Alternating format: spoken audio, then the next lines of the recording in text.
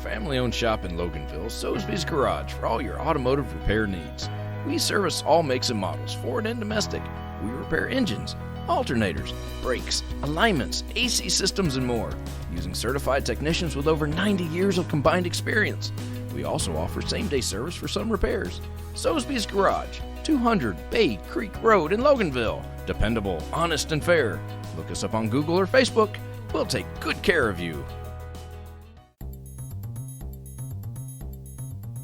Broadcasting live from the Subaru of Gwinnett studio inside the Sonesta Gwinnett Place Atlanta Hotel. It's time for Case in Point, presented by Paradigm Security Services. We are the cornerstone of security in the Southeast.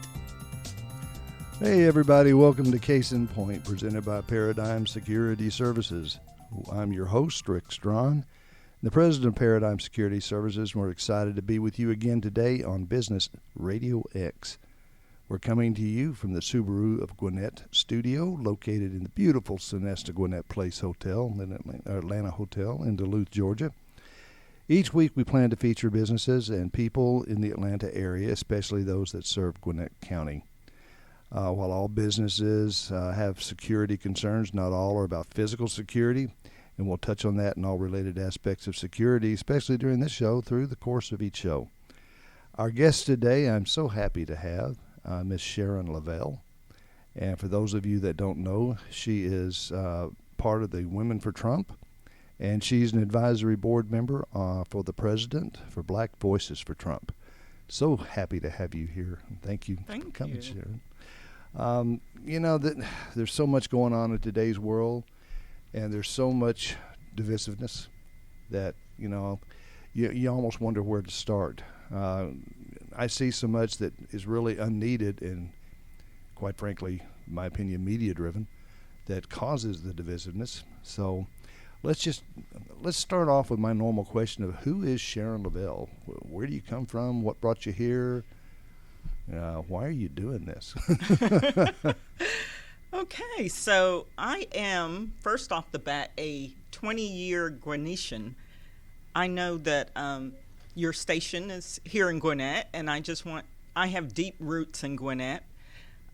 So some of your listeners may be familiar with me. My children went to school partially in the Gwinnett County school system.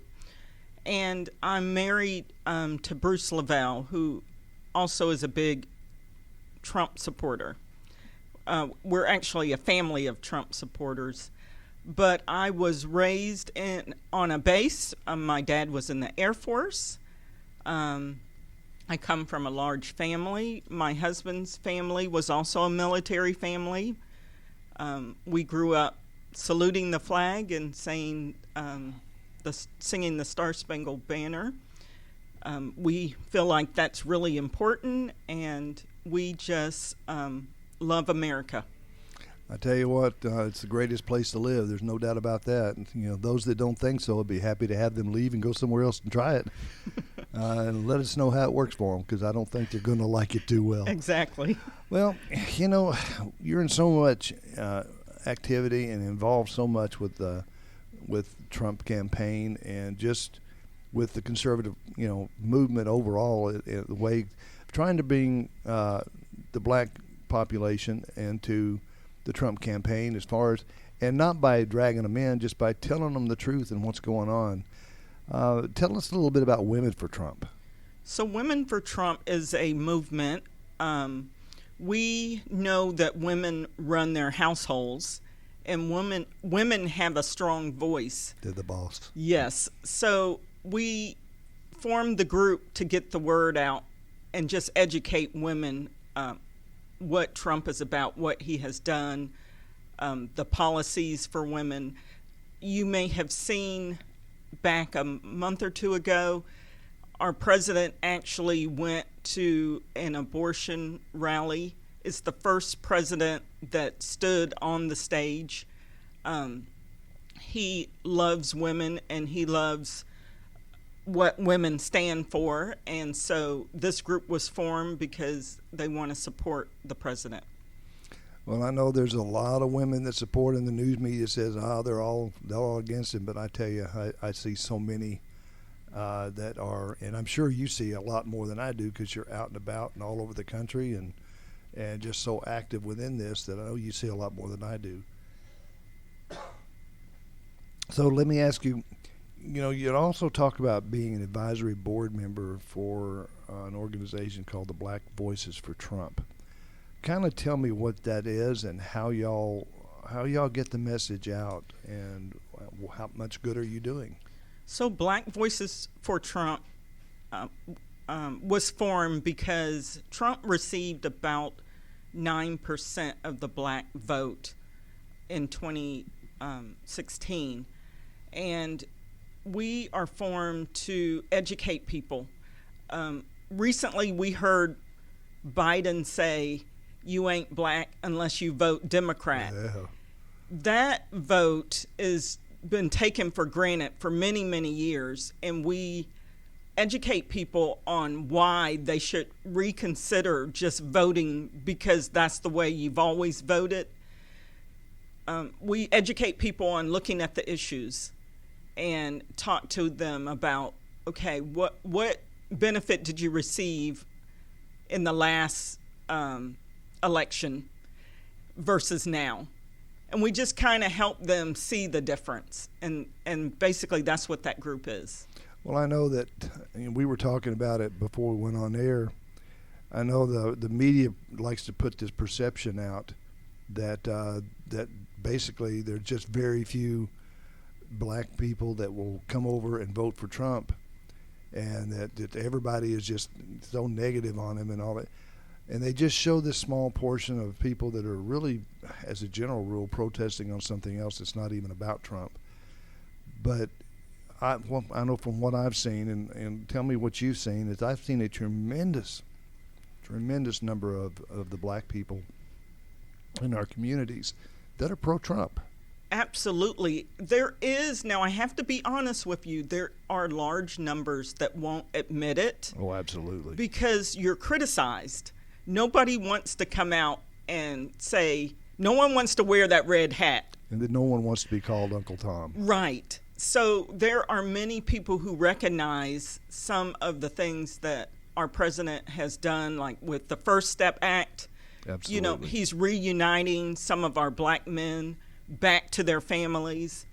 The opportunity zones, plighted neighborhoods that are being recreated in a beautiful way for people to live and have very nice retail, live, work, and play solutions. There's so many things that our president has done, including things that the media never talks about. Most people don't know that he increased the research and the funding for sickle cell anemia, which directly highlights the black community pretty much 100%. Mm-hmm. And people are finding this out, and they're looking at the past administrations, and they're going, nothing. What happened? They didn't do anything for us. So people are smart. They're figuring it out, but they're not ready to raise their hand and say, I vote for him. They will go in the booth, and they will punch President Trump, but they won't say it out loud. And they'll walk out and say, I voted for Biden. or say nothing at all. Exactly. Well, I know that, with all, for instance, like the opportunity zones that have been created, we've had opportunity zones around in neighborhoods and stuff for a long time. But the problem is nobody wanted to put them in the black areas, in the low-income areas. I worked in Atlanta at the police department for 25 years and policed a lot of the low-income areas for a long time. We called them projects back then, which we don't have in Atlanta anymore. At least that's what they say. But, it's nice, you would get somebody come in with a Krispy Kreme or something like that, and that would be the big corner market for the area. They think that they're doing something. Or somebody might drop a Walmart somewhere off in the distance and at least close enough and then say, well, we're doing something. But really what I'm seeing is through the opportunity zones, they're opening up a lot of small businesses, a lot of black-owned businesses, giving entrepreneurs the opportunity within the neighborhoods and within the community to actually start businesses, which is everybody's dream, even though a lot of people, let's face it, suck at it. But at least they're trying to get out there, and they're wanting to create their own business. And then, unfortunately, we have a lot of stuff like what happened at Wendy's or what happened at different places. Yes. And what do? They go in, they destroy the black businesses that have been created by the black people. Right. To give them a way of, moving into that solidly into the middle class and staying there and becoming a part of the most important class, as far as I'm concerned, with everybody, is to get that middle class growing and get it expanding. Yes. It's so important to get it expanding. It really is. And our president, because he's a business guy, he understands that. And so his focus was not just on the big business. Other administrations just focused on the big business. Exactly. Remember the bailout, the bank bailout, 2010, 2011, in that time period, where the airlines and the banks got the bailout, these big businesses. Yep. But did you see our president? He did a PPP for small businesses. Yeah, we received one of them. Yes, he understands that the small business is the backbone, and he was there. He understands business. Who does that? What other administration has done that? Well, it's nice to have a businessman that understands that direction in office for a change. Yes. Instead of just a politician. Incredible. And like somebody that some people have been there for 30, 40 years, and they've got a great record that shows what they've done. The problem is it doesn't show that they've done much. And I really appreciate that, because I am a business owner myself. Exactly. I've been a business owner for over 25 years. So I'm over the moon that he understands the small business. Yeah, and he reaches out to actually and meets with people that actually reach out to help the small business, not just talk about it, but actually do something to accomplish something. Yes. And I know for us, it was a big help with the PPP. That was it. It's something that, there's so many businesses. We're a small business. We've got 100 guards that work for us, but in the security industry, that's still a small business.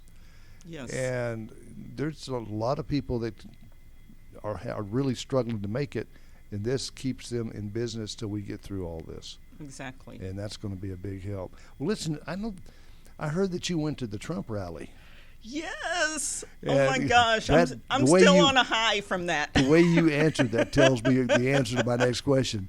What was the Trump rally like? Really? Oh like? my gosh. I lose words when I stop and think about how much fun I had, and the crowd just gave me so much energy for days on end. It was electric. People were so excited. They were cheering. Whoever the DJ was off the chain. I mean, he had everyone up standing and dancing. I didn't even know they had a DJ. Well, I didn't physically see the person, but the music. Someone had to put it together. I figure it was a DJ because it was so good. But the music was so good. It was electric. My favorite part of those things when it comes, I'm proud to be an American. I love that song. Oh, yes. Yeah, it just is so perfect. But there was a little Michael Jackson. There was a little bit of everything there. It just got you off your feet. When we were waiting for everything to start, it was like a little party. The pre-party was awesome. And then we had the real party, and the president came, and it was just more excitement. Well, that brings me up to my next question. Have you ever personally met the president? I have. So in 2015. What was your first impression of it? Well. And then tell the rest of the story. Okay. So I just met this person who was candidate Trump, who my first impression was, this person just loves America. They're like us, but they just have a deep, deep love for America. And they see where America needs help, and they feel like they can help America. That's my first impression. Like, he just wanted... He's genuine. He's genuine and just wanted to help America. He felt like he could make a difference. Well, that's important. So go ahead and tell me the rest of the story about meeting him and all that. So it was one of those God things, because I don't know how I ended up I know how I ended up, but it's amazing that I ended up in New York in 2015 in Trump Tower in a meeting with a group of ministers.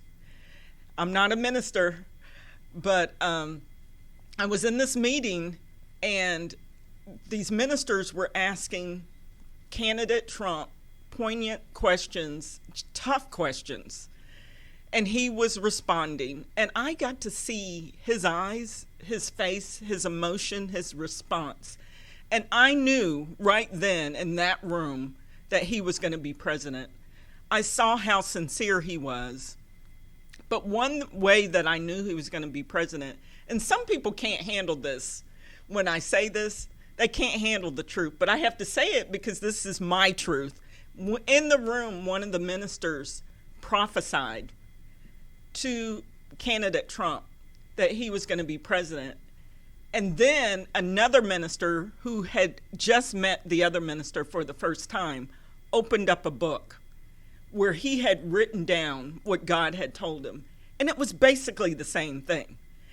And I just got chill bumps, just warm, about to faint when this was happening in the room. It was quite the experience. But at that second, I knew that that was going to be our president. And I was in the room to hear and see his heart. And I knew he was a good person.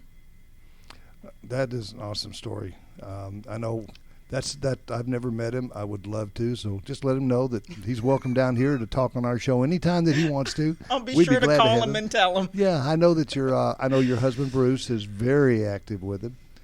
He's constantly speaking with him, meeting with him. Tell Bruce that. And by the way, I want to have Bruce on the show. I think Bruce knows that as well. He would love it. And but maybe he can get the president to just call in and say hi to everybody while we're on the show. That would be awesome. That would thrill me to death. I don't know about it. I don't care about everybody else, but it would thrill me. That would be awesome. So, but if I ever get an opportunity to meet the man, I hope I get to. Sure. He's always struck me as a genuine person, and there are people on the Democrat side that I truly think are good people, and Sure. I'd love to meet them. Sure. But I can honestly say probably the strongest person I would like to meet, or the person I'd like to meet most strongly, is probably the President Trump. Yes. Yeah, he's just one of those peoples and one of those personalities that you just want to talk to. And it's one of those what you see is what you get. You know how real he is, and he just says it the way it is. Comes through his mind. Kind of how he is. Comes through his mind. It goes out his mouth. Right. Yeah, we need to talk about that too. As a business person and all, I totally get it. But sometimes some of the stuff might need a little filter. Just personally. But that's true. But none of us are perfect, and we all are sinners, and we all need to be cleaned up here and there and brushed up here and there, and so his faults are kind of on display for everyone to see. He's an open, honest person, and when I say that some of it could be filtered, I'm just saying that because I've been told the same thing about me, that I could use a filter at times. If I'm thinking it in my mind, it comes out, and that's one of the things I like about him, is he speaks what he thinks, and it's straight from the heart, straight out of his mind, straight out of his heart. He's not thinking about stuff that, well, is this going to be politically correct? Exactly. Do I need to couch this some way to be able to sound like it will get me elected? He just says what he wants, or says what he thinks and what he believes. And if you want to elect him, fine. If you don't want to vote for him, fine. But you know what you're getting. You're not. Exactly. It's not hidden under a veil. Exactly. So I know a lot of people, one way or the other, they preach Christianity, their association with it. And a lot of times there's questions about it, but I think I know my answer. But somebody that really knows, is Trump really on the side of the Christians? Absolutely. Or with a Christian viewpoint, a Christian heart, I guess is a better way of putting it. Yes. So back to 2015 when I was in that room, something that surprised me, candidate Trump brought out his Bible, and he wanted everyone to see the Bible that his mom had given him from way back was important to him. And he said, that he really tried to live by what the Bible said. Knowing that we all have our fallacies. Yes, we do. And you can look at some of the legislation that he's honed in on. For example, there were some things, the division of, like, churches could not talk about politics in the pulpit. Mm-hmm. And he kind of opened that up for discussions can happen at churches now. There's things that he has done.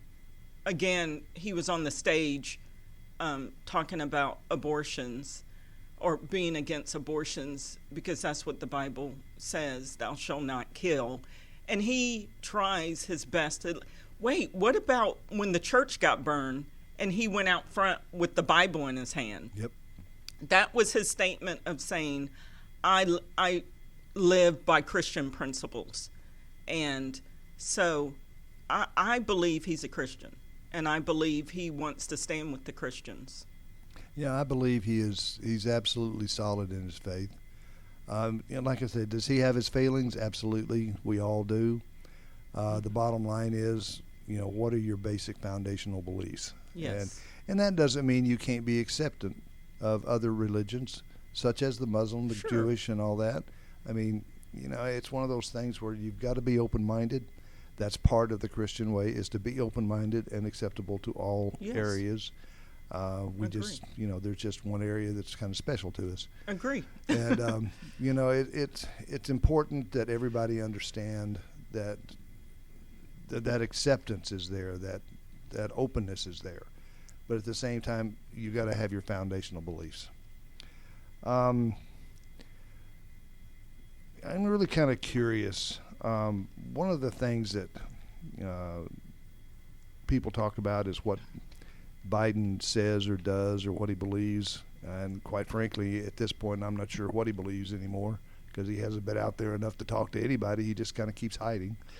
But what do Democrats really see in Biden? Just the normal Democrats and then also the swamp Democrats? Well, I'm not a Democrat, so Correct. I can only tell you From your talking opinion. to people. Yes.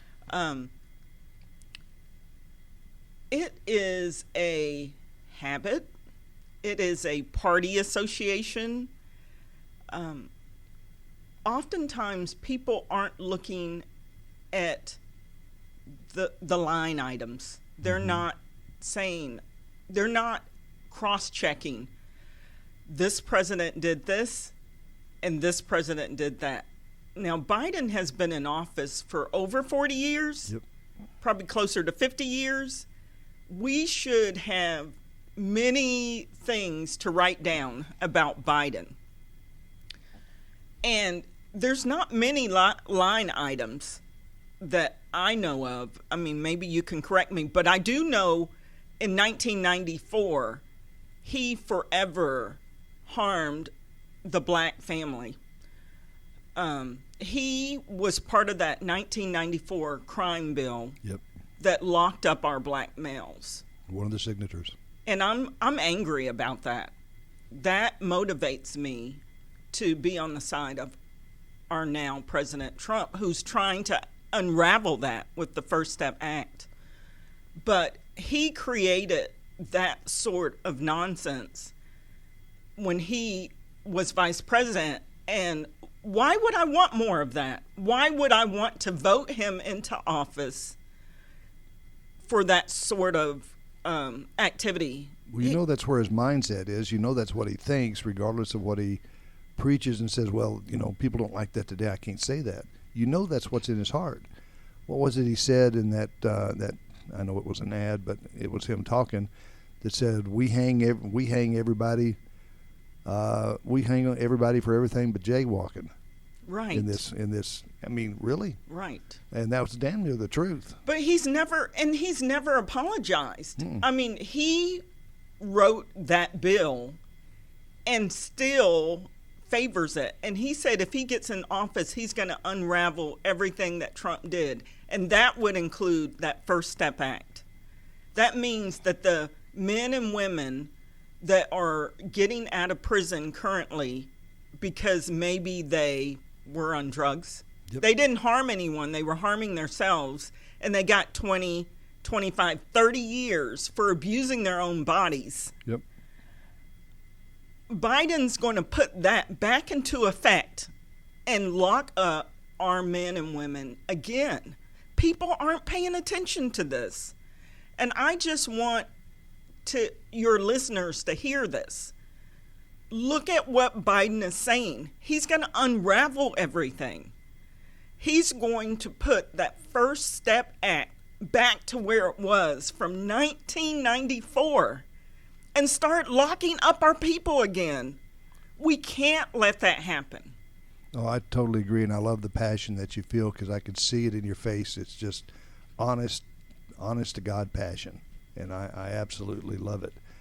One last question for you, and I think this is probably the most important question I've asked you, is, for the people out there that are listening and the people that will eventually listen as we broadcast this podcast out and go on, why do you believe that anyone, especially blacks, should vote for President Trump?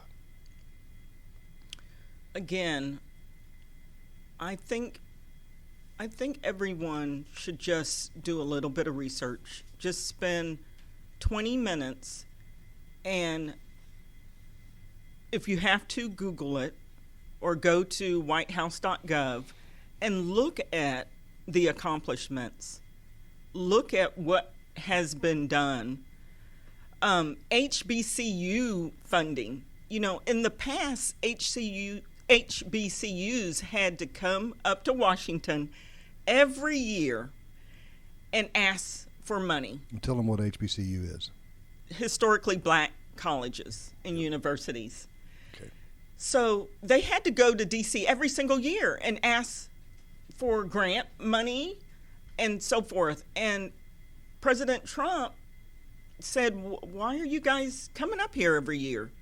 Of course, that business mind at work, right? Mm-hmm.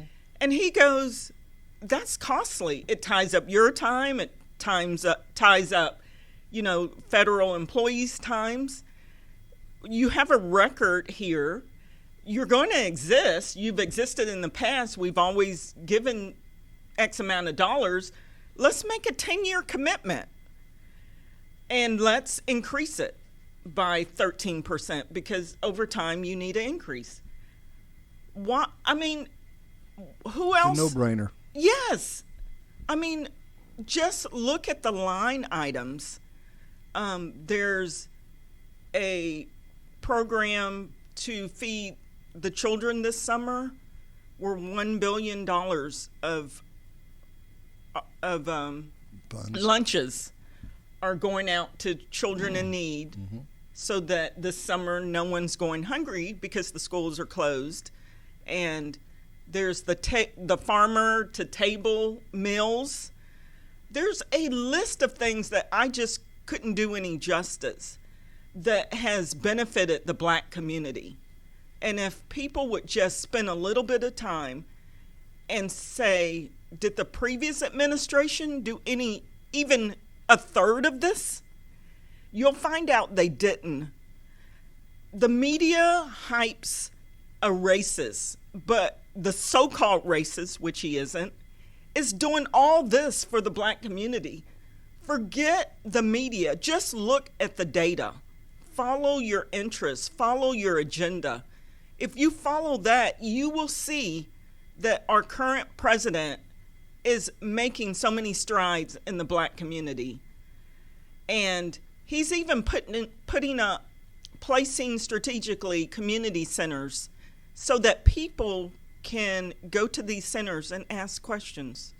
They could get answers. They can find out, what about this happening in our community? And people will be manned there to be able to answer their questions. What president has reached out to the black community like this in the past? None. People like to say, well, it's propaganda. It's action. He doesn't need propaganda. He gets plenty of that daily on the news. Exactly. So he's putting out these community centers, and reaching out to people and saying, how can I engage with you? What information? These people are going to collect information and give it to the president and say, this is what this community is saying. What changes can we make based on this information? So it's a two-way street. You need to go to the community centers and download whatever information you want to give, but at the same time, do your research and find out some of the things that this administration has done, and it will blow your mind. Just like the sickle cell did. I mean, most people don't even know that research and the funding was raised in a big way for sickle cell. And that really, for all intents and purposes, is strictly a black community. Yes, it's pretty much 100% black community. Well, you know, one of the things I stress to everybody, probably over and over the most, is be an informed voter. Yes. It's important to, regardless of what you hear on the news, whether it be the mainstream media, whether it be Fox News, whether it be whatever news media you want to do, and for God's sake, don't be getting your information from YouTube and all of it from that, and all of it from Facebook and LinkedIn and Twitter and all that. Go to the real resources, the sources of the stuff. Do your research and make an informed decision when you vote. Yes. Don't go vote for somebody just because your brother's going to vote for them, or your friend's going to vote for them, or your sister, or your mother. Do the actual research for yourself. It doesn't take that much time. It really Everybody doesn't. has a computer. Yes. So do the research for yourself. Vote because you think that's the best person to vote. And then whichever way you vote, at least you're voting with some kind of information and making an informed decision. Exactly. But don't just vote for the heck of voting, because the old bad thing is we've always done it that way, so we're going to do it that way again. Worst decision in the world and reason for making any kind of decision, much less voting. And just go to the source. Go to whitehouse.gov and see it for yourself. It's not diluted by Facebook and Twitter and all the other information if you just go straight to the source. And whitehouse.gov is not trump.gov.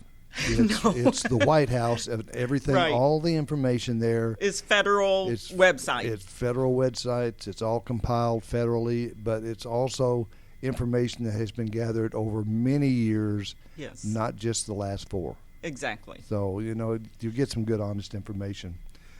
Well, I want to thank you so much for being here. This has been an awesome discussion and conversation. Sitting here listening to you and seeing the passion in your face about this, I wish you all the luck in the world.